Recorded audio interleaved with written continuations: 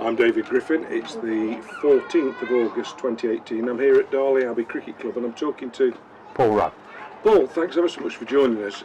What's fascinating about this part of our project is we've actually got a game of cricket going on in the background, but it's quite a unique game of cricket. And I'm here today to talk to you about the Derbyshire Disabled Cricket Club. So, first of all, can you just tell me a little bit about your own background in the game of cricket? When did it start and where was it? Well, I played for a number of years for Carriage and Wagon Cricket Club, Sunday friendly team. I couldn't play because of the young family. And then when my son got older, I wanted to find him a cricket club and I brought him down to Darley Abbey, and then I got coerced into playing for him for 15 years. So that was my involvement before I did any sort of cricket at all. Right. So it was primarily, I played friendlies, then I got a young family, stopped playing cricket, and then I came back to it. So what was I know that you're heavily involved in disabled cricket, but how did that come about? What was the leap from being a recreational cricketer to actually being involved in disabled cricket? Well, I'm a qualified coach, and I used to coach the under-15s at Darley Abbey, and in the third team at Darley Abbey we used to develop the juniors by playing them in the third team. Yeah. And I then went on to captain, so I coach them during the games. My vice captain at the time, a chap called Chris Roll, worked for Nottingham City Council, and he asked me if we'd be prepared to play Nottinghamshire Disabled Cricket Club in a 20 over game midweek because they didn't get many games. So when would this have been, Paul? What year are we talking about? This was 2004. Right. 2004. So Nottinghamshire came down, we played them in a game of cricket. There was a little bit of fear factor on our part. Because what did you expect when somebody said to you, we're playing a disabled 11, what did you expect to find? We don't know, and that's part of the problem. I call it the fear factor. You never know what you're going to experience. You didn't know whether players were going to kick off, you didn't know how disabled they were, and it was fear factor. We had juniors in the team. Our third team was, as I say, predominantly juniors, and we weren't sure. So I had a word with the Nottingham captain, Phil Peat, and said, would you just come in and say a few words? Our guys were a little bit apprehensive about playing a disability team. He came in, he said, not a problem. I introduced him to our players. He came in, he said, we may be disabled of the body, but we're not disabled of the mind. You're in for a game of cricket, we're going to beat you.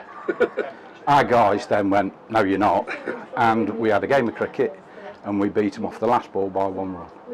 So that was your first introduction? That was my first introduction to disability cricket. Did that kick on then into something more direct? You wanted to be involved? No.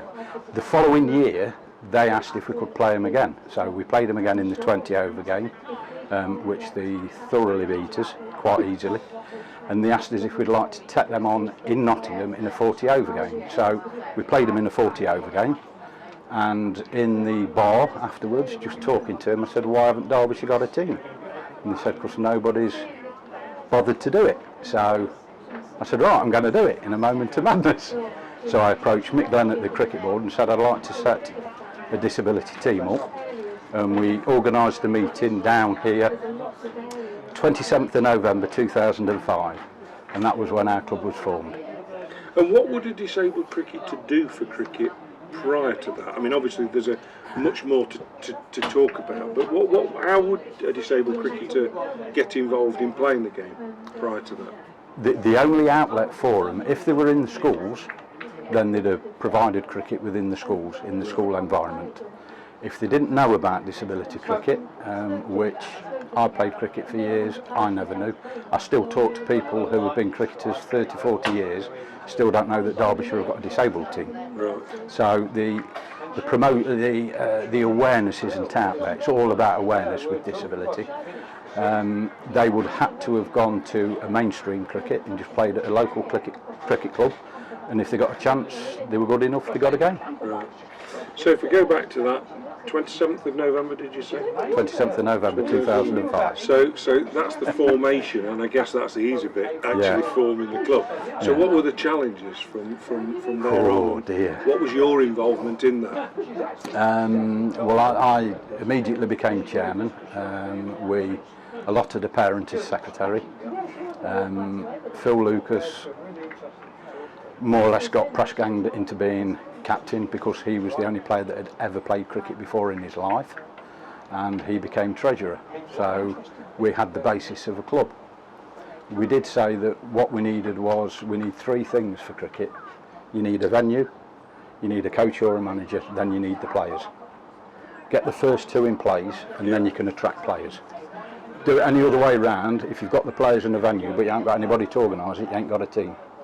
So we started with 1 and 2. And were you looking, because you talked about how the club came about, but were you looking to always play, because I noticed tonight you're not playing another disabled team, and I know we've fast forwarded quickly, but was that always the case, that you would play sometimes disabled teams and sometimes not? Yes. Our theory or our ethos was that yes, we have a disability. You have to have a disability to play for our club. But forget the disability, at the end of the day we're a cricket club. Yeah. And we can play whoever we want. So we normally play around about 20 to 22 games a year. Wow. Whereas other counties probably play the 6 county fixtures and they train 5 times in the winter. We train every week and we have 10 weeks of winter nets. And how many players have you got involved now? Currently we're about 38 players that we've got on the books. We run 2 teams. We've got a Merlin's team and a Falcons team. One is a development team. Yeah. And is there perhaps a difficult question to ask, perhaps not an easy one to answer, I don't know, but how do you measure that disability? How do you, is there some form of test, or it's an awkward question really to ask, but how do you determine whether someone qualifies? Yeah, all the players are profiled outside verifiers, so if you have a physical disability it will be on your mobility issues, and there is a set test that is done with outside verifiers.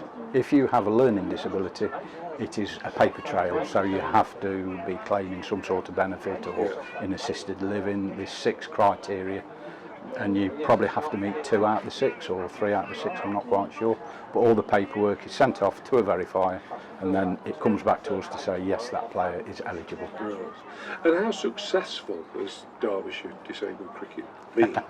Because I know I watched you just do the team talk before they went out there, and you mentioned you went to a final and what have you. So is the cricket club, I'm talking now about actually success on the field and winning games, how successful has it been? The first 2 years we never won a game in disability cricket, but the other counties have been playing for years. Yeah. Then we won our first game and it was all small targets. The first target was to bat 40 overs. We did that in the 3rd year. Then we won our first game at the end of the 3rd year. We got to 2 semi-finals. We then got to a final and came runners up to Lancashire. And then we won the next 2 years, so we were the national club champions for 2 years. Last year we didn't get to the semi-finals, but this year we've just got to the final. Right, and that's coming up next September the 2nd, next month. 3 weeks time. That's what you would class as a triumph for the club, but presumably everybody that ever turns up and plays for you is a kind of triumph in itself, I presume. The thing that pleases us, we've had a player that couldn't catch a ball at the distance of 1 metre. He can now catch a ball at 6 metres. That's the triumph. Not getting to the final. That's nice. That's nice for the players and everybody involved, but the triumph is we've got a player who doesn't like talking, he struggles to talk, he struggles to interact with people. Since playing cricket, he's had to shout yes, no, wait. Of course, yes. So now he is more vocal. So the things in life, cricket has taught him to be a little bit more vocal. Yes, you can tell some vocals going on out there. What's interesting is, and I don't want to patronise you at all, or this organisation, is that you said to me at the outset, we are a cricket club first and foremost. Yes. And actually that is just what's going off out there. That's what we are, cricket. You're watching a game of cricket. It's not an obvious, there's nothing that makes you think that these people are different, because they're actually just playing the same game that we've all played and that's inclusion to a T. Yeah. Anybody walking around the park will not know this is a game of disability cricket.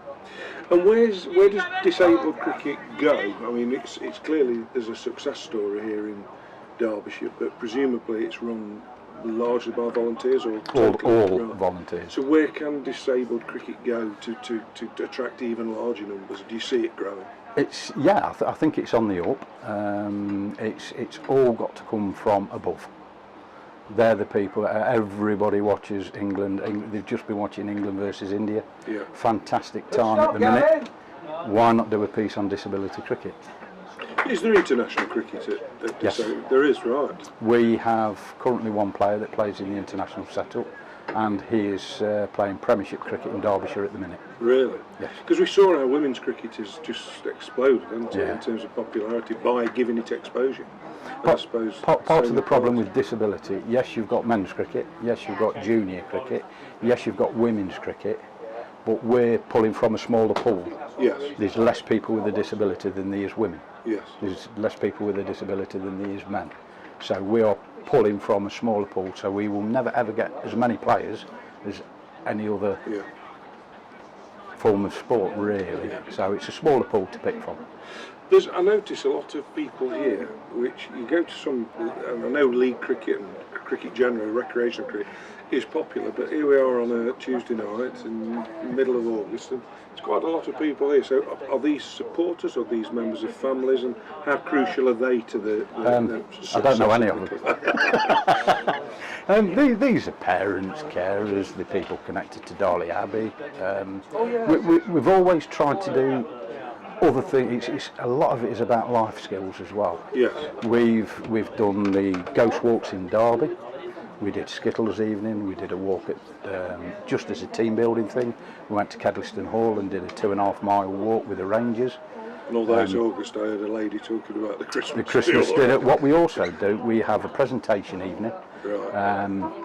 Where there will be normally a quiz all about Derbyshire Disabled. The winner gets a big tub of sweets that they have to give out. Right. So it's not about the winning. So yes, you've won the sweets, but you've got to give them away now. And hopefully there'll be That's a life skill. A trophy on the table. We have the trophies Yeah. of best batsman, best bowler, Yeah. most improved. We also have personality of the year, which is voted for by the coaches. Obviously the best bowler is done on the stats for the year. We also put a cabaret on every year, and it's normally somebody involved with the club might have a skill that the other players don't know about. I've done the odd dance. I ballroom dance. A lot of the players didn't know that, so we put on a ballroom show, and one of our players ballroom dance, which nobody knew about. So we had a strictly cabaret. Yeah. One of the lads sings in the barbershop. So we had 17 of the barbershop come and do a 20-minute set as the cabaret. So it's highlighting the skills other than the cricket. It's a buffet, a few drinks, bit of music. Christmas, we have a 3-course Christmas dinner and disco. And we've done that for about 8 years. Lovely. So it's nice to meet up with people at Christmas, and they all hand the cards out and like to eat and a dance. Winter nets and things like that? We do winter nets down at Derbyshire, So starting January. So really everything able-bodied are doing, you're just running it. We probably do a bit more. Because it's so much fun. And in terms of, I mean, you talked about your life as a cricketer. You've been involved in cricket how many decades? 3, 4? I don't want to guess your age. But 25. But what's the reward from your own personal perspective? What's the rewards from being involved in this kind of cricket, in disabled cricket, and being able to coach and help, etc.? So much fun. I've coached juniors, I've coached men, I've coached women and girls, I've coached the deaf. But you get so much pleasure out of actually coaching. You'd be amazed how many times at the end of even a training session, 3 or 4 players will come up and say, "Thank you, coach." You never get that anywhere else. And as a coach, that's just really nice. And to see them develop is, I've had a little bit of a part in that, but it's them that have enjoyed it. Yeah. So it's just... And what about behaviour? I'm interested in whether or not you get sledging or any aggravation, which are they all paragons of virtue and behave themselves? We do have to be careful what we say, because if we do say it in games, some of the players just pick up on it, and they will say it in the game anyway. But but you get that in mainstream, so that's not a problem. But they're generally well behaved. Generally well behaved. If, like, it's the same if you're at a cricket club. If anybody misbehaves, throw the helmets, then they're taken to one side and they had a word. That is not within the spirit of the game. My last question really relates to the possibilities for a player that's playing disabled cricket. You've already mentioned there's one young man who's playing Premier League cricket, I think. Is that an avenue that you think is Yeah. do you sense from the club cricket they're happy to engage with and allow those players in, as it were, on merit? Yeah, definitely. I say we've had 3 in the England setup over the years. We've had 5 in the England development as well. But I used to played for Darley Abbey for 15 years. We've actually used at Darley Abbey, I think, 14 players from the disability that have represented Darley Abbey in mainstream cricket. And does that that's the pathway for does them. does that pathway begin with the player or the club, or is it a two-way Both. thing? Yeah. Both. If the player's good enough, give them a game. And one of our players is a regular of the 3rd team at Darley Abbey. Yeah. Well, it's absolutely fascinating. I keep looking over your shoulder because I'm actually watching someone I know bowling, and I'm quite fascinated by the whole thing. It's been an absolute pleasure to hear from you, Paul. It's just 15, 16, 17 minutes, whatever that was, of just finding out about a little bit of the history of the club. I know we're going to talk to some other people, but for now, Paul, thanks very much indeed. Thank you.